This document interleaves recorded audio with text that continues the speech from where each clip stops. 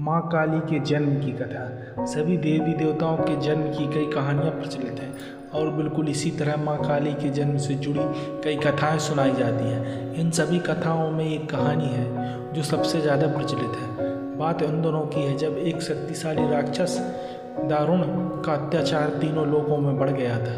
तीनों लोकों में सभी इससे बहुत परेशान थे। सारे देवता दारुण के हाथों मात खा चुके थे। दारुण को वरदान मिला था कि उसकी मृत्यु एक स्त्री के हाथों ही हो सकती है। इस कारण सभी देवता हाथ जोड़कर ब्रह्मा जी के पास पहुँचे कि वे इसका कोई समाधान निकालें। इसके बाद ब्रह्मा जी ने एक स्त्री का रूप लिया और दारुण से युद्ध करने चले गए, लेकिन वो भी इस असुर को हरा नहीं पाए। अंत में सभी देवता ब्रह्मा जी के साथ भगवान शिव के पास गए और उनसे प्रार्थना की कि वे कुछ करें। सभी की प्रार्थना सुनने के बाद शिव जी ने मुस्कुराते हुए माता पार्वती की तरफ देखा।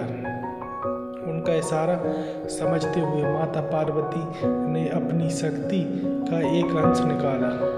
वह एक चमकता हुआ तेज था जो देखते ही देखते भगवान शिव के नीलकंठ से होते हुए उनके शरीर में प्रवेश कर गया। उसके बाद भगवान शिव ने अपनी तीसरी आँख खोली और तीनों लोग थर-थर काँपने लगे। भगवान शिव की तीसरी आँख खुलने के बाद वह शक्ति उनकी उस आँख से बाहर निकली, जिसे देखकर वहाँ खड़े सारे देवता घबरा गए। उस शक्ति ने एक विशाल और रौद्र स्त्री रूप ले लिया था।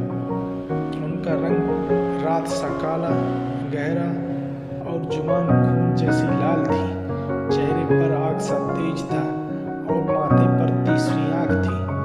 इस तरह राक्षसों को खत्म करने के लिए हुआ माँ काली का जन्म। इसके बाद उन्होंने कुछ ही देर में असुर दारुण और उनकी सेना का नाश कर दिया। उन सभी दानवों को खत्म करने के बाद भी माँ काली का गुस्सा शांत नहीं हो रहा था। इसके बाद उनका गुस्सा शांत करने के लिए भगवान शिव ने एक बच्चे का रूप लिया और उनके सामने आ गए। भगवान शिव को देखते ही माता काली का गुस्सा शांत हो गया और उन्होंने उस बच्चे को अपनी गोद में उठा लिया। बोलो जय महाकाली।